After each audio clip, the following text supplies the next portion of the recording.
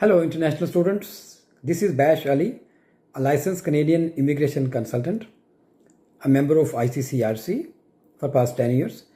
I'm based in Toronto. I hope you and your family are keeping safe. Friends, in my previous videos, you may have noticed that I routinely present immigration seminars to different colleges in Canada, mostly in Toronto. One of the colleges is Lambton College, which I routinely present immigration seminars to their international students from all over the world. Once they are in Canada, they have issues, questions pertaining to their study permit, extensions, spouse visa, work permits, PR. And lately I've been asked many questions, but one of the common questions was difference between a study visa and a study permit. So I thought I basically gonna prepare a very small brief video explaining the difference between two documents. So when you apply for your study visa application online from outside Canada in the beginning, so you send your application and the officer make a decision and they issue you a passport request, which says that once you submit your passport, they're gonna stamp a counterfile. It's called a sticker on your passport, very colorful counterfoil. It is pasted in your passport. It's basically called your study visa. And also they give you a port of entry letter, which is also called letter of introduction, which says that your application for study permit has been approved. So you basically carry these two documents among other things and you basically board your plane. So this document is issued by IRCC, which is a different department. It's called Immigration, Refugee, Citizenship and Canada. That department basically issues that the counterfoil and the study visa, which is basically you can say it's basically a temporary travel document, you can say. It allows you to travel. It allows you to board the plane, but it does not allow you to study because that is not a study permit. That is just a visa for you to travel to Canada. So that is one thing. Now, once it is issued, you board the plane, you come to Canada. When you arrived at Canadian airport or any land border crossing, there is another department which greets you. That is basically a CBSA. So CBSA is Canada Border Service Agency. Their mandate is not like IRCC. IRCC is issuing you visa, but CBSA is the one who is basically doing your admissibility. And they want to do examination, which is called port of entry examination. And at that point, they're gonna see your counterfoil, they're gonna see your letter of introduction, and they're gonna check that in their system, and they're gonna match and ask you a few questions. And if they're satisfied, then only they can grant you entry into Canada. And at that point, they issue you a separate document, which is called study permit, which is different than a study visa, because study visa is a counterfoil, a small one, like a rectangle one. Your passport size, but the study permit is a little bigger, like A4 size paper they issue you.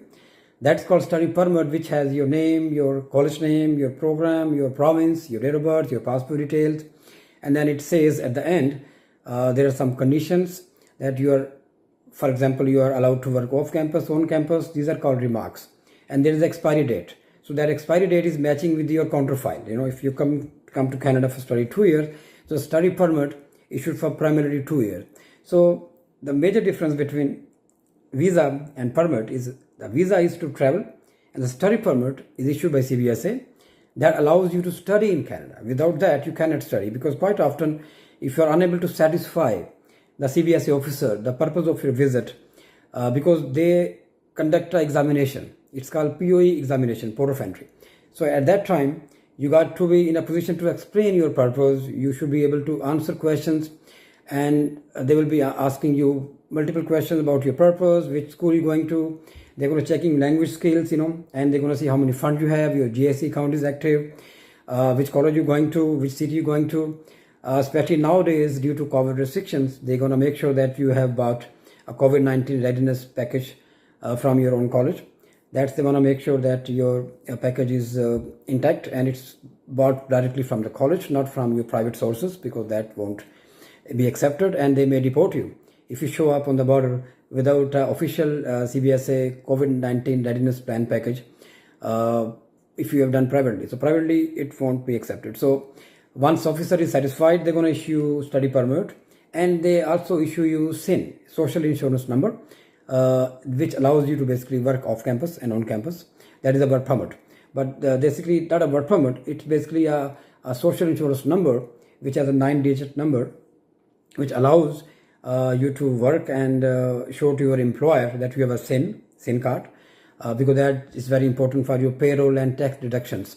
So at the airport, when you leave the airport, make sure you check the study permit. Quite often students call me and they see their names are spelling wrong, passport number is wrong, or some other kind of information is not matching with their passports. So sometimes they say it's male and female, then you are in trouble. You obviously, when you leave, then you have to apply for change of the discrepancy on that permit is going to take time. You won't be able to work. So make sure, don't get excited when you get a study permit issued. Make sure you check it, verify everything is okay, and then say thank you to the officer and get going. So I thought this is a small video. I realized that a lot of students get confused the difference between a student visa and a study permit. I hope you enjoyed this video and it was helpful. It was beneficiary to you. And in my video, I'm going to put a description link also between these two things, these two documents. And my phone number also, I'm in Toronto. And if you want to contact me for any further information, you want to ask any questions, if you're traveling to Canada recently and you have some concerns, questions, please feel free to call me. I can give you a brief overview of a port of entry examination, how it looks like, what kind of questions they're going to ask you. So I can help you in preparing in advance. So, because you're traveling a long way to crossing all the way Atlantic or Pacific Ocean. So it's better that you come prepared. Don't be surprised. And feel free to call me for a free consultation about port of entry examination interview, just to be ready.